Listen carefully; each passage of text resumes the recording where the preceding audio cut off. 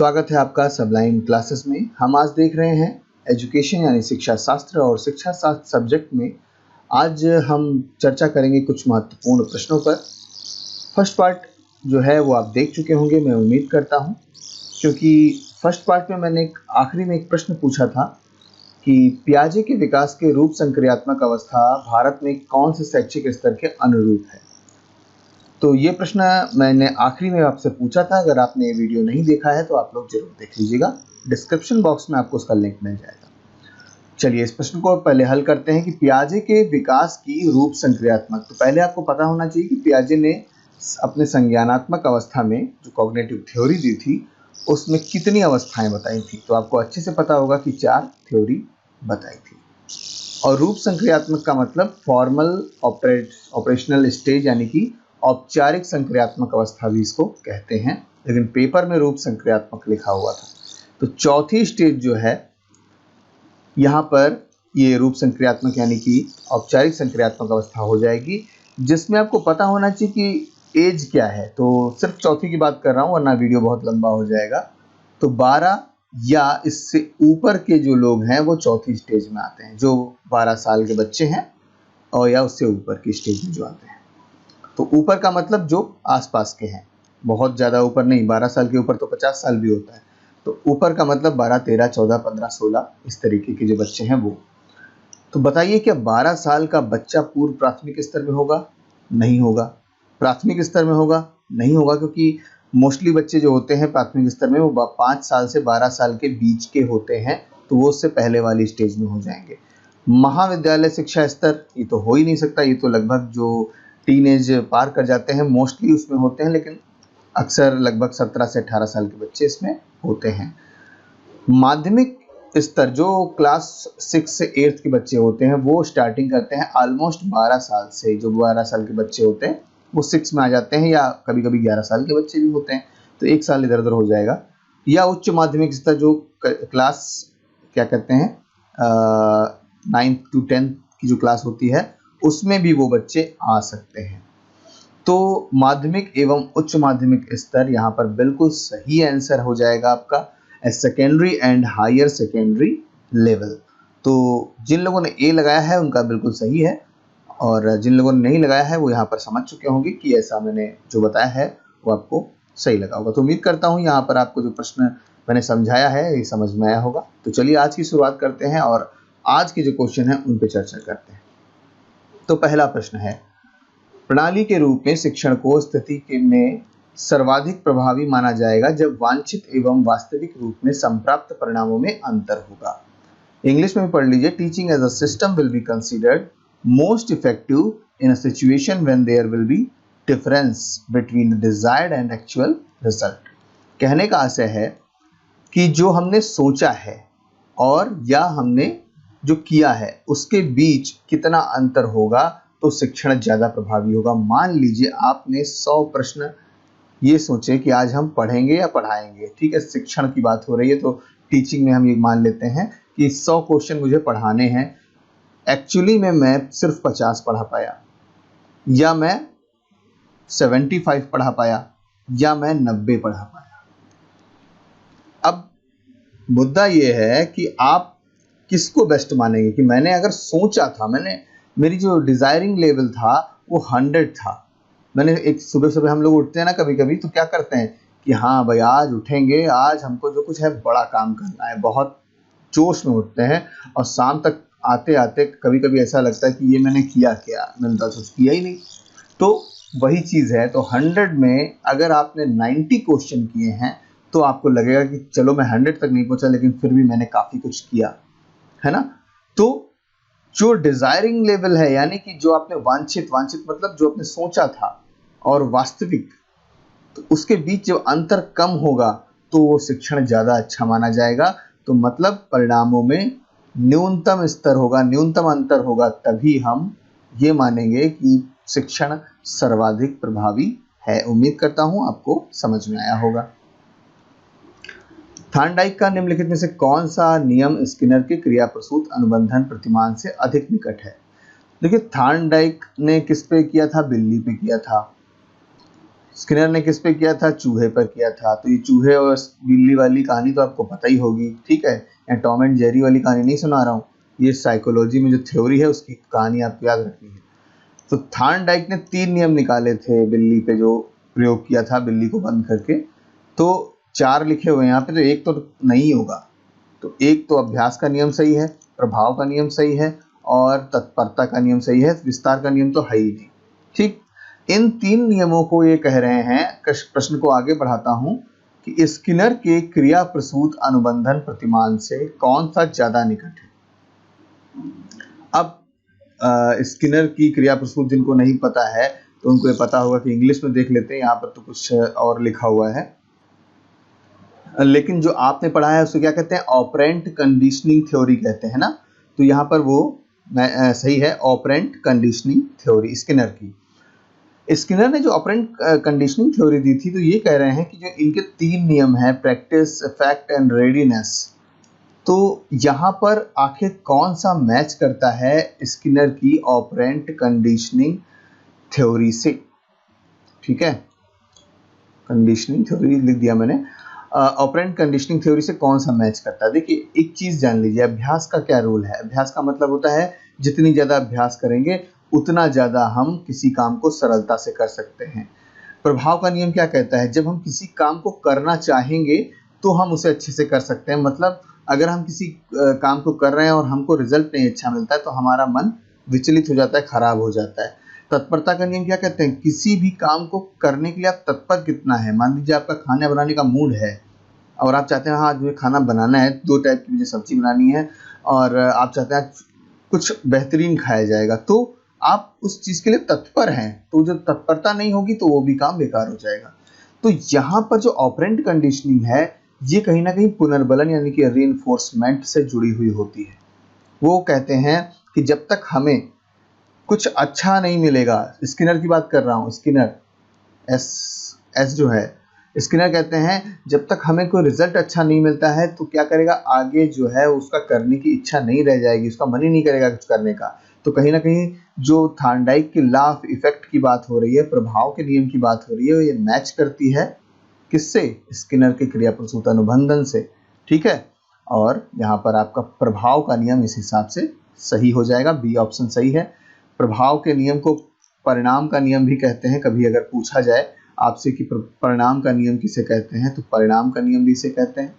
और संतोष का नियम भी कहते हैं, मतलब जिस काम को करने में आपको संतोष मिले, तो संतोष का नियम किसे कहते हैं? प्रभाव के नियम को कहते हैं। चलते हैं आगे। निम्नलिखित शिक्षा शास्त्रियों विचारकों में से किसने वेदांत दर्शन के बारे में काफी कुछ ग्रहण किया है? 4 नाम हैं। अगर यहाँ पर स्वामी दयानंद सरस्वती का नाम लिखा होता तो वेदों वाला जो कॉन्सेप्ट है थोड़ा सा आपको डिसबैलेंस कर सकता था, लेकिन जब वो नाम नहीं है तो इन चारों में मुझे नहीं लगता है कि आपको वेदांत दर्शन के व्यक्ति को ढूंढने में कोई खास दिक्कत होगी। आप सीधे आंसर पे चले जाइए, स्वामी विवेकानंद, ठीक है। स्वामी विवेकानंद बिल्कुल सही आंसर है। स्वामी विवेकानंद वेदांत दर्शन से संबंधित हैं। उन्होंने वेदों के बारे में बहुत कुछ बताया है और उन्होंने कहा है कि हमें वेदों का पालन कहीं ना कहीं करना चाहिए क्योंकि वो व्यवस्थित तरीके से बनाए गए थे। और यहाँ पर डी ऑप्शन आपका सही हो जाता है। अगला प्रश्न है, निम्नलिखित में से कौन सा अधिगम निर्योग्यता का कोई प्रकार नहीं है? तो अधिगम निर्योग्यता मतलब लर्निंग डिसएबिलिटी की बात पूछी जा रही है और ये भी पूछ रहा है कौन नहीं है। ये नहीं पे ज्यादा फोकस करिएगा क्योंकि आप लोग नहीं छोड़ देते हैं ना तो खट से डिसलेक्सिया लगा देंगे। तो आपने आमिर खान की तारे जमीन पर तो देखी होगी, तो उसमें बच्चे को क्या समस्या थी? डिसलेक्सिया की समस्या थी, पठन विकार। इसको हम लर्निंग डिसेबिलिटी बोलते हैं। तो यहाँ पे नहीं वाला बताना है तो मैं सीधे आपको ले चलता हूँ नहीं वाले पर। तो जो सही ऑप्शन है वो है एस्फेक्सिया। तो एस्फेक्सिया एक ऑक्सीजन की कमी होने के कारण जो दम घुटने लगता है, दम घुटना, ठीक है, दम घुटने वाला जो समस्या होती है वो एस्फेक्सिया होती है। वो यहाँ लर्निंग डिसेबिलिटी से संबंधित नहीं है। डिसलेक्सिया भी पठन विकार से संबंधित है, एलेक्सिया भी पठन विकार से संबंधित है और डिस्ग्राफिया जो है वो भी पठन विकार के जो ग्राफ संबंधी जो काम होते हैं उसमें जो दिक्कत आती है। ग्राफ संबंधी मतलब जैसे आप कोई काम कर रहे हैं, चित्र से संबंधित आप नहीं समझ पा रहे हैं उसको, तो वो भी डिस्ग्राफिया होती। ग्राफ से समझ में आ रहा होगा आपको, ये कुछ ग्राफ से रिलेटेड है, ये भी एक प्रकार की पठन विकृति है। तो यहाँ पर स्फैक्सिया बिल्कुल सही आंसर है। यथार्थवादी ज्ञान मीमांसा निम्नलिखित में से किस प्रकार के ज्ञान की संस्तुति करेगा? Realistic epistemology would be recommend which of the following type of knowledge. यथार्थवाद किस प्रकार के ज्ञान को बढ़ावा देता है, यहाँ पे कहने का मतलब यही है। तो यहाँ पर इंग्लिश में थोड़ा सा एक जगह गलत लिखा हुआ है, यहाँ पर अनुभव आश्रित और अनुभव निरपेक्ष को एक ही बात कह दी गई है। एक्सपेरिमेंटल उसमें भी कह दिया गया, एक्सपेरिमेंटल एक्सपेरिशियल इसमें भी कह दिया गया, तो ये थोड़ा सा गलत हो जाएगा। यहाँ पे अनुभव निरपेक्ष का अर्थ ये हुआ, अगर मैं इंग्लिश में ही आपको बताऊं, विदाउट एनी एक्सपीरियंस, तो मतलब बिना एक्सपीरियंस वाला नॉलेज, तो ये एक प्रकार से गलत हो जाएगा, लेकिन यहाँ पे स्पेलिंग मिस्टेक थी। तो प्रेरणादायी ज्ञान, अनुभव आश्रित ज्ञान या सत्ता आधारित ज्ञान। तो यथार्थवादी जो ज्ञान मीमांसा होती है उसमें सही आंसर है अनुभव से जुड़े ज्ञान को ज्ञान मीमांसा ज्यादा सही मानते हैं। अनुभव कैसे होगा? यथार्थवादी सबसे ज्यादा जो जोर देते हैं वो जोर देते हैं ज्ञानेंद्रियों पर और इंद्रियों पर भी आप कह सकते हैं। जो आपकी ज्ञानेंद्रियां हैं, जो आप जिस चीज को छू सकते हो, महसूस कर सकते हो, जिसको आप देख सकते हो, वो ही चीज सही है और उसी चीज को आप सीखिए जो कि भौतिक दुनिया में आपको फायदा दे सके। मतलब आपको कोई ईश्वरीय ज्ञान यहाँ पे प्राप्त करने वाली बात नहीं कही जा रही है। यहाँ पर आपको क्या सीखना है, मतलब मैथ सीखनी है, विज्ञान सीखना है, यही सब चीजें आपके लिए फायदेमंद होगी और इसी को यथार्थवाद बढ़ाना चाहता है। ठीक है, आगे चलते हैं। अगला प्रश्न है, किसी विद्यालय में सहभागितापूर्ण नेतृत्व शैली को सर्वाधिक प्रभावी होने की संभावना तब होती है जब शिक्षक और विद्यार्थी क्या हो? तो अब आप समझिए प्रश्न को कि सहभागितापूर्ण नेतृत्व कब होगा, मतलब पार्टिसिपेटिव लीडरशिप, दोनों एक दूसरे का सपोर्ट करें, चाहे वो टीचर स्टूडेंट का सपोर्ट करे और स्टूडेंट टीचर का सपोर्ट करे। वो कब होगा? जब शिक्षक और विद्यार्थी सक्षम और प्रतिबद्ध होंगे, यानी कि कैपेबल और कमिटेड होंगे।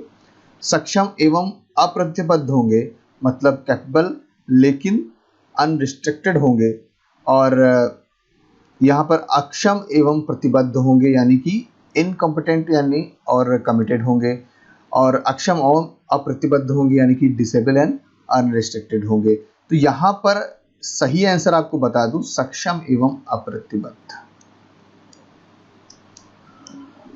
यहाँ पर अप्रतिबद्ध का मतलब आप शायद ना समझ पा रहे हो, लेकिन जब आप इंग्लिश में देखेंगे अनरिस्ट्रिक्टेड, मतलब आप पर कोई रिस्ट्रिक्शन ना लगा हो, आप पे कोई रुकावट ना हो, आप किसी काम को कैसे करना चाहते हो इसके लिए आप स्वतंत्र हैं। तो सक्षम भी हैं और स्वतंत्र भी हैं, तभी आप सहभागी बन पाएंगे। लेकिन अगर आप किसी काम करने के लिए स्वतंत्र नहीं है, तुमको ऐसे ही करना है, तुम कुछ भी नहीं कर सकते हो, तुमको जितना बताया गया है उतना ही करना है, तो कहीं ना कहीं ये यहाँ पर सहभागी का रूप नहीं देखने को मिलेगा। लोग इस चीज को पसंद नहीं करते। हर आदमी स्वतंत्रता चाहता है, लेकिन एक अनुशासन में स्वतंत्रता मिले तो वो अच्छी बात होती है। तो उम्मीद करता हूँ ये प्रश्न आपको समझ में आया होगा। बी ऑप्शन सही है। एसक्यू बात हो रही है आध्यात्मिक बुद्धि, तो स्पिरिचुअल क्वोशेंट की बात हो रही है।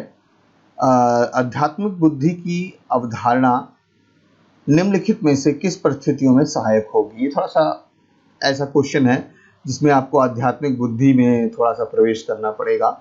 दूसरों की भावनाओं को समझना, भूमि का परक उत्तरदायित्वों को प्रबंधित करना, उन समस्याओं पर गौर करना जो वर्तमान परिस्थिति से परे हो और किसी नवीन परिस्थिति में समायोजन की क्षमता। देखिए, आध्यात्मिक बुद्धि क्या कहती है? ऐसा तो है नहीं कि आप मान लीजिए आपको कार सीखनी है तो आप कहते हैं नहीं मुझे तो आध्यात्मिक बुद्धि चाहिए, अपने आप चलने लगेगी। तो आध्यात्मिक बुद्धि का कहने का आशय ये है, आप उन चीजों को समझिए जो इंसान की सोच से थोड़ा सा परे होती है ना। आध्यात्मिक बुद्धि में क्या होता है? आदमी कहता है शांत रखिए मन को, तो वो क्या है? हो सकता है जो परिस्थिति हो उसमें आप शांति नहीं रह सकते, वो आपकी सोच से परे है। आपको गुस्सा आ रहा है, आपको कहने शांत रहिए, तो शांत आप रह नहीं पाएंगे। तो यहाँ पर सही ऑप्शन है उन समस्याओं पे गौर करना जो वर्तमान परिस्थिति से परे हों वो आध्यात्मिक बुद्धि की अवधारणा से संबंधित होंगे, उन परिस्थितियों में सहायक होंगे।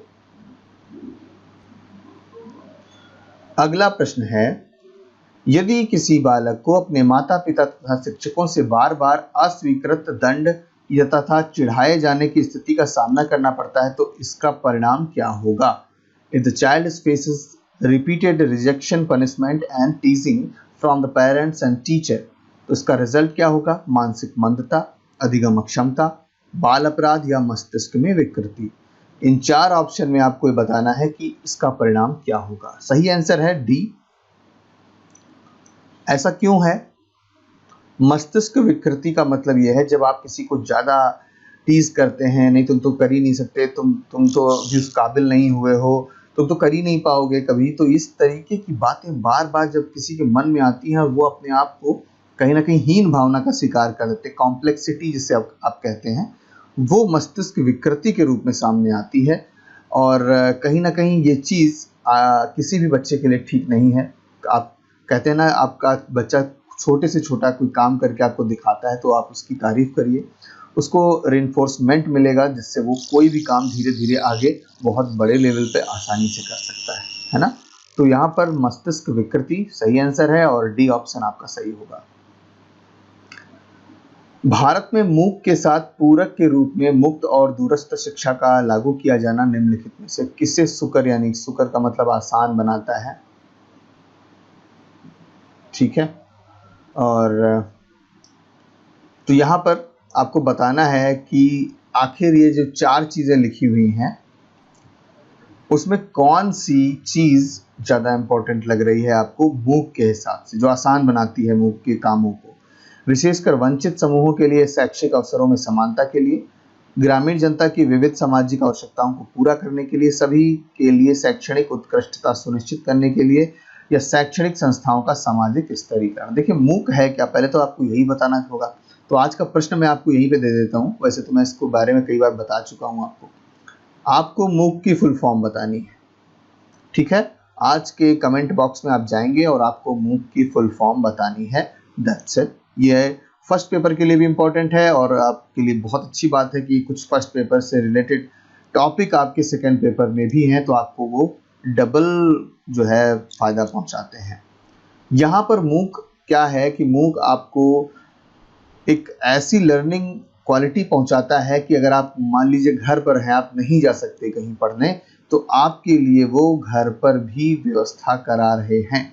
आप लैपटॉप पर, जैसे इस समय भी आप वीडियो देखकर आसानी से किसी चीज़ को समझ रहे हैं, तो ये कहीं ना कहीं एक मूक का पार्ट है। लेकिन मूक में क्या होता है, आपको सर्टिफिकेट भी मिलेगा कि भाई आपने पढ़ाई की, अपने डिग्री भी मिल सकती है, क्योंकि जो विदेशों में है मूक का काफ़ी प्रचलन है। अभी हमारे देश में इतनी बड़े स्तर पर मूक जो है लॉन्च नहीं हो पाया है। तो कहीं ना कहीं साफ साफ दिखाई दे रहा है कि जो वंचित समूह है, जिनके पास शिक्षा के लिए की व्यवस्था नहीं है या शैक्षिक अवसर उनको समान रूप से मिल नहीं पा रहे हैं, तो मूक वो फैसिलिटी देता है कि आप घर पर बैठ के भी आसानी से किसी भी प्रकार की कोई भी पढ़ाई कर सकते हैं। तो ए ऑप्शन यहाँ पर आपका सही हो जाएगा।